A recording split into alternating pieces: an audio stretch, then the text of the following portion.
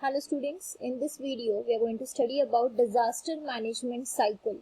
So what are the things which will come under disaster management cycle? There are four terms like mitigation, preparation, response and recovery. So all such things will be studied in this video. Let us proceed further. So before understanding disaster management cycle, why there is a need for disaster management, that we should understand. Whenever a disaster occurs, whether it is a man-made disaster or a natural disaster, any occurrence of the disaster is going to lead to a destruction. Okay, so that destruction is definitely going to increase the loss of life, and it is going to increase the loss of properties. To prevent such type of loss of life, loss of properties or settlements, the disaster management is very much necessary. The disaster management should have a discipline.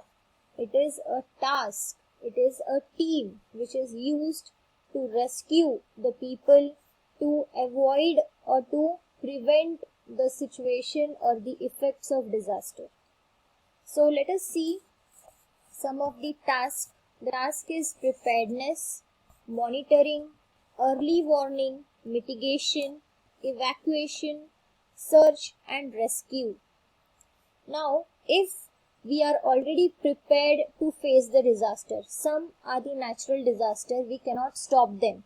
Okay, we cannot stop them. So in case of such type of disaster, the only thing is what you should be prepared to face this disaster.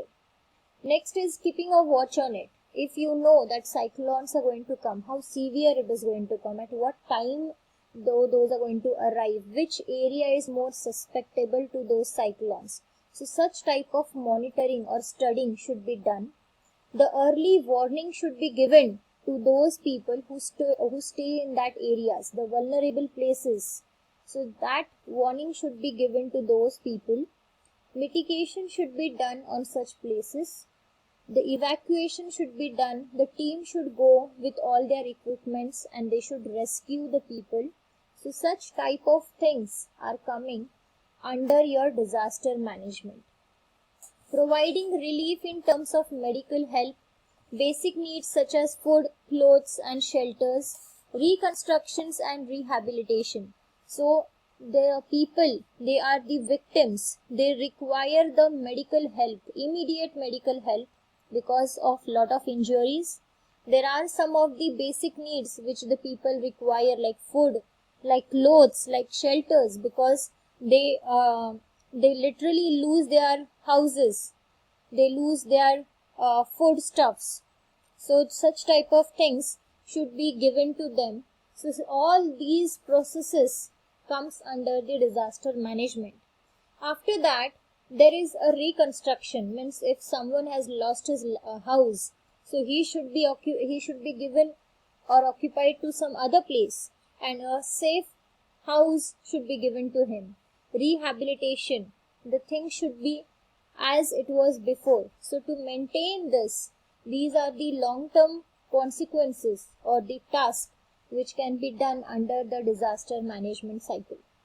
So disaster management, it basically seeks to reduce the risk to damage or losses. The disaster like gas leakage, rail accident could have been prevented.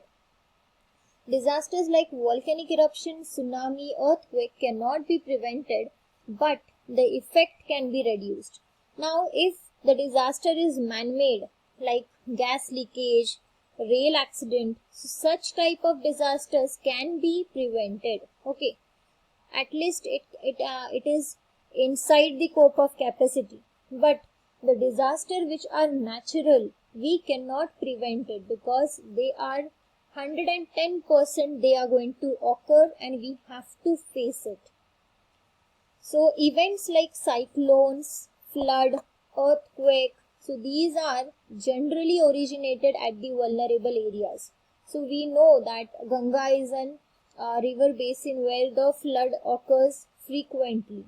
Okay, in Gujarat the earthquake occurs frequently. So there are some places where such type of natural calamities, they occur frequently, and such areas are called as vulnerable areas. So this process of creating awareness about disaster, taking the steps to reduce the effect of disaster, and evaluating the damage caused by the disaster by providing food, medical facilities, shelters, all these things are coming under your disaster management. Now, what is the main aim of disaster management or the goal of disaster management? It is what? To reduce and to avoid the loss from hazard. Means whatever calamities are going to occur, that calamities should not cause a harmful effect on humans and their settlements. So such type of things can be reduced and can be avoided with the help of disaster management. So this is the first aim. Next is what? Assure prompt assistance to victims. Means those victims, the sufferers of the disasters, those victims should be given the immediate rescue, the immediate help or the assistance. Next is achieve rapid and effective recovery. So immediately on the spot where the disaster occurs, there should be a rescue team which is going to immediately recover the things and try to reconstruct the things as they were before. So these are all the goals of disaster. The focus of disaster management is what? On the hazard that caused the disaster and attempts to minimize the adverse impact of the same on communities. So even though the hazard occurs, that hazard should not get converted into disaster. It should not cause any type of injury to humans and their settlements. So that should be minimized. So that is also the goal of disaster management. It involves coordination from government, local, self-government, police, military, parliamentary forces, NGOs, doctors, scientists, planners, volunteers and group of communities. So all of them, they make a team and they try to rescue the victims. They coordinate with themselves and they work against the disaster. Okay, so this is about the goal of disaster management. Now we are going to study about the disaster management cycle. Now, disaster management cycle consists of disaster prevention and disaster mitigation along with the preparedness. Okay, so all these things are called as pre-disaster planning. So pre-disaster planning is what? It is prepared, the preparedness or preparing to face the disaster. Now you know that earthquake is going to occur, 2 days before. So what type of things you are going to do what type of preparation you are going to do to face that disaster? So that is going to be called as pre-disaster. So the pre-disaster planning is what? It is the process of preparing in advance to face the disaster in future. Okay, so you know that yes, this disaster is going to occur. So what should I do to avoid the loss of my properties and the loss of my life? So such type of pre-planning is called as pre-disaster planning. The disaster management cycle illustrates the ongoing process by which government, business, civil society plans for reducing the impact of disaster, reacting during and immediately following a disaster, taking steps to recover after the disaster has occurred. Appropriate actions at all the points in the cycle leads to the greater preparedness, better warning, reduced vulnerability, and prevention of disaster during the next iteration of cycle. So if you are prepared well, then you are going to reduce the impact. If you get a good warning before, you can just try to accommodate yourself to some other place. Okay, so such things can be done in the case of pre-planning sections. The complete disaster management cycle includes the shaping of public policies and plans that either modify the cause of disaster or mitigate their effects on people, property, and infrastructure. So if you are well planned and if you are well prepared, then definitely you can avoid lot of lives destruction. You can save lot of people along with your properties and infrastructure. Now let us see the first stage of disaster is preparedness, or disaster life cycle is preparedness. Now it involves measures taken to prepare to reduce the effect of disaster. This includes the awareness campaigns, strengthening the weak structures, preparing the plans for households and community levels. For example, building catches fire, its residents should know how to escape. For this to occur, they should be trained beforehand. People living in flood-prone areas should be prepared with the items such as medicine, food, and water. It is the action taken to reduce or avoid disaster and their effect. It should be included in the development policies and planning of a region, national, international level. It is a continuous process. If you know that yes, now the building has catched fire, you should know that how you can escape from here, how to use the fire brigades number, how to use the CO2 pump at those places. If you know that the place where we live is a flood prone area, you should be trained to swim, or you should be prepared with the medicines and food. So preparedness is nothing but the awareness, so that you should be strengthened to face the disaster. Next is mitigation.